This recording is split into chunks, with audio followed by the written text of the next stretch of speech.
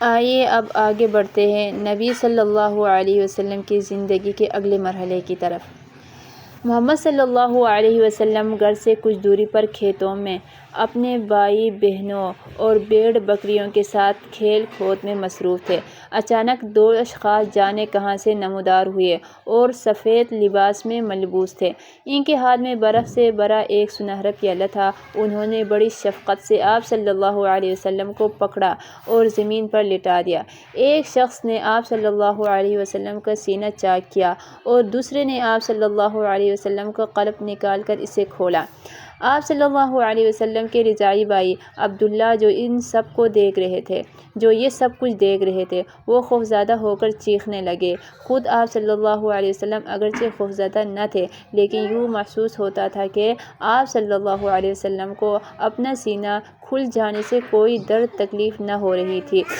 ایک شخص نے آپ صلی اللہ علیہ وسلم کے قلب میں سے سیاہ ٹکڑا نکالا اور اسے برف سے دھویا۔ اس کے بعد اس نے قلب کو واپس آپ صلی اللہ علیہ وسلم کے سینے میں رکھ دیا اور دوسرے فرد نے آپ صلی اللہ علیہ وسلم کا سینہ بند کر دیا۔ اس کے بعد بڑے اطمینان سے وہ دونوں وہاں سے چل دیے۔ عبداللہ کی زبانی یہ بات سنتے ہی حلیمہ، حارث اور عبداللہ گھر سے باہر بھاگے اور دیکھا کہ خوف اور اطمینان کی ملی جلی کیفیت صورتحال میں آپ صلی اللہ علیہ وسلم زمین پر لیٹے ہیں۔ انہوں نے آس پاس پھیلے وسیع عریض ویرانے پر نظر دوڑائی لیکن دور دور تک کسی ذی روح کا کوئی نشان دکھائی نہ دیا۔ یہ ممکن نہ تھا کوئی شخص اتنی ہموار صحرائی زمین پر اتنی تیزی سے غائب ہو جائے، کسی کو دکھائی ہی نہ دے۔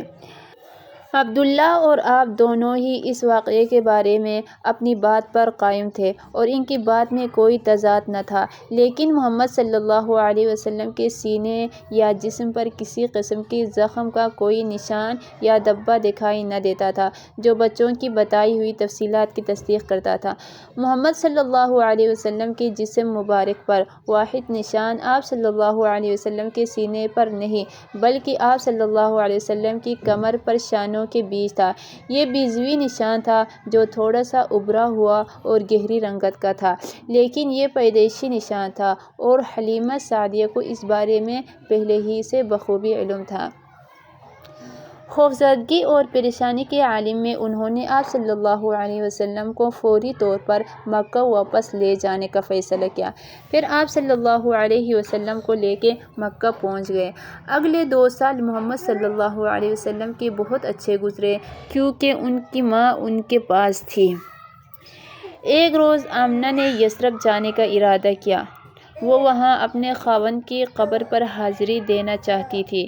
ان کی منشا تھی محمد صلی اللہ علیہ وسلم بھی اپنے والد کی قبر پر حاضری دے۔ اس وقت آپ صلی اللہ علیہ وسلم کی عمر 6 برس تھی۔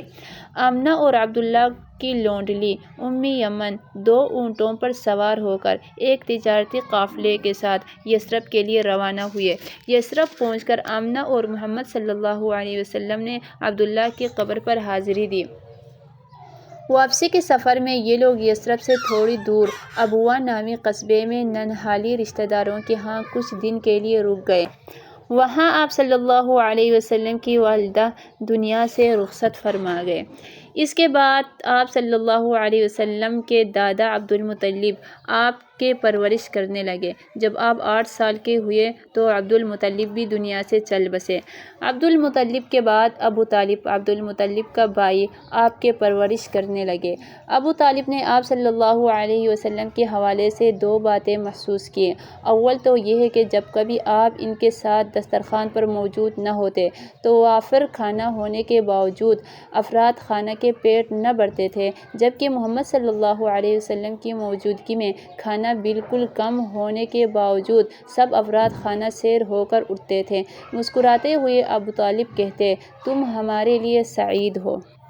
انہوں نے یہ بھی دیکھا صبح بیداری کے وقت عموماً بچوں کی آنکھیں صاف نہیں ہوتے اور ان کے بال بکھرے ہوئے ہوتے، جبکہ اس کے برعکس آپ صلی اللہ علیہ وسلم کے بال سنوارے ہوئے ہوتے اور آنکھیں صاف ہوتے جیسے آنکھوں میں سرما لگایا تھا۔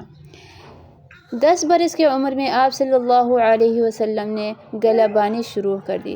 آپ صلی اللہ علیہ وسلم اپنے چاچا کی بھیڑوں، بکریاں اور دیگر مویشیوں کو گھاس کھلانے کے لیے لے کر جاتے تھے۔ اسی کام کی بدولت آپ صلی اللہ علیہ وسلم کو مکہ کے آس پاس کے علاقوں کو جاننے کا موقع ملا، اور آپ صلی اللہ علیہ وسلم مضافات میں اگنے والی کئی جڑ بوٹیوں اور ان سے ملنے والے فطری علاج سے بھی آگاہ ہوئے۔ گلہ بانی سے آپ صلی اللہ علیہ وسلم کو کافی کھلا وقت دستیاب ہو جاتا تھا۔ آپ صلی اللہ علیہ وسلم کو کم عمری ہی میں تفکر کرنے، اسماء پر نگاہیں جما کر مظاہر فطرت مثلاً ستاروں اور چاند کا مشاہدہ کرنے کی عادت ہو گئی۔ آپ صلی اللہ علیہ وسلم ہر شے کے بارے میں متجسس ہوتے، زندگی، کائنات اور سب سے بڑھ کر آپ صلی اللہ علیہ وسلم اس بات کے بارے میں غور کرتے لوگ کیوں اچھائی یا برائی کی جانب راغب ہوتے ہیں۔ محمد صلی اللہ علیہ وسلم ابھی 12 برس کے ہی تھے، ان کے میلانات ظاہر ہونے لگے۔ ایک روز ابو طالب گھر لوٹے اور کہنے لگے، بچوں، ساتھ والے قصبے میں میلہ ہے۔ مسکراتے ہوئے انہوں نے بات جاری رکھی، میں تم سب کو وہاں لے چلوں گا، کچھ مزہ ہو جائے گا۔ بچوں نے سوال کیا، کس قسم کا مزہ؟ ابو طالب نے کہا، کھانا کھلوانے، رقص، کھیل، جادوئی کرتب۔ بچوں نے کہا، واہ، ضرور چلیں گے۔ سب بچوں نے کہا، ہم جائیں گے۔ محمد صلی اللہ علیہ وسلم نے کہا، یہ میلہ اس قصبے میں ہی کیوں لگتا ہے؟ ابو طالب نے کہا، کیونکہ اس قصبے میں ایک مشہور بت ہے اور وہی تو اس میلے کی جان ہے۔ محمد صلی اللہ علیہ وسلم نے کہا، آپ سب لوگ جائیں، میں نہیں جاؤں گا۔ ابو طالب حیرانی سے پوچھا، کیوں؟ آپ صلی اللہ علیہ وسلم نے کہا، کیونکہ میں بتوں یا ان سے منسلک چیزوں کا بالکل پسند نہیں کرتا۔ آپ صلی اللہ علیہ وسلم نے وضاحت کی، اور ان لوگوں کو آپ صلی اللہ علیہ وسلم کے بغیر ہی میلے پر جانا پڑا۔ نبی کریم صلی اللہ علیہ وسلم کی زندگی کا ہر لمحہ ہمارے لیے سبق ہے۔ بچپن ہی سے اللہ تعالیٰ نے آپ صلی اللہ علیہ وسلم کو اپنے حفاظت میں رکھا اور پوری دنیا کے لیے رحمت بنایا۔ اللہ ہمیں سچی محبت رسول عطا فرمائے اور آپ صلی اللہ علیہ وسلم کی سیرت پر چلنے والا بنا دے۔ ویڈیو اچھی لگی ہو تو اسے شیئر ضرور کرنا تاکہ اور لوگ بھی آپ صلی اللہ علیہ وسلم کی زندگی کے متعلق جانیں۔